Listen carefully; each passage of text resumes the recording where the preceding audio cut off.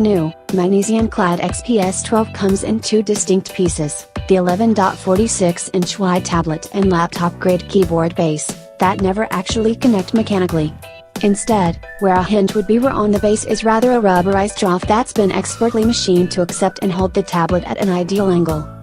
When attaching the tablet, simply place it within the trough and let the magnets, and physics, work their magic. Between the two, it's rather tough to have either separate when holding the device by either end. That said, this approach only allows use of the XPS 12 in one configuration and angle while in laptop mode. While the most commonly used position and likely the most common angle, adjusting the screen to avoid some distracting fluorescent lights doesn't look like it's in the cards here.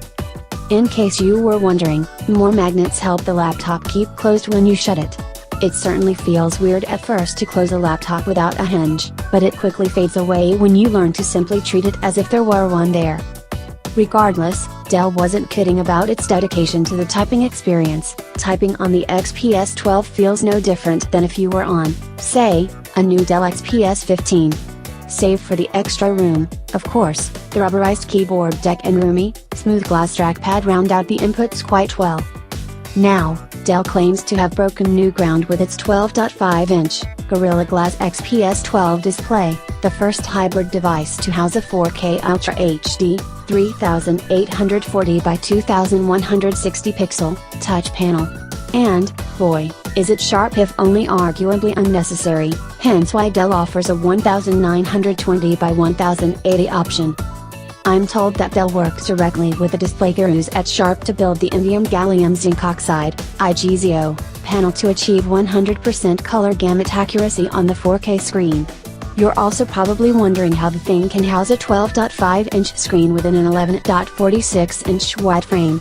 That's Dell's Infinity display tech at work here, which reduces the left and right bezels to nearly nothing. We first saw this tech in the Dell XPS 13 model launched at CES this year, and it works like a charm here. With the new XPS 12, Dell has decided to target an audience that Apple has been able to attract like moths to the flame, seemingly without even trying. It's that cross between the C-level executive that wants a strong, sharp and serviceable device when going into off-site meetings and the consumer that wants much of the same for somewhat different, more personal reasons. To that end, Dell built the new XPS 12 with the hope of attracting both crowds and the capability to serve both. So, yes, this system comes with all of the tools, and the BIOS, that Dell-toting IT managers have come to know that can simply fade in the background when in the hands of an average user at home. Will the new XPS 12 succeed in that effort?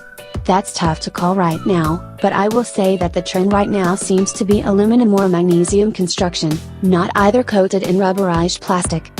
The XPS 12 comes packing the same dual-core, 1.1 GHz Intel Core M56Y54 processor in all configurations, with 8 GB of RAM and either 128 or 256 GB of solid-state storage. A Dell exec reassured me that this device, with Intel HD Graphics 515, is able to push tasks in 4K from spreadsheet work to watching video in Ultra HD. Naturally, the decision to use Intel's Core M technology was to avoid having to use a fan within the system. And the company believes that the target audience wouldn't expect to do much more than crunch spreadsheets and watch 4K video anyway. Moving on, the XPS 12 sports 802.11 acres and Bluetooth 4.1 on the connectivity front, and not one, but two USB-C ports with Thunderbolt 3 technology, one for power and the other to support a USB-C cable docking station. Finally, a full-size SD card reader and headset jack round out the input-output options. Unfortunately, Dell isn't yet prepared to talk about battery life, despite the XPS 12 hitting store shelves this November. All of this will cost you $999, about £652, $1,003.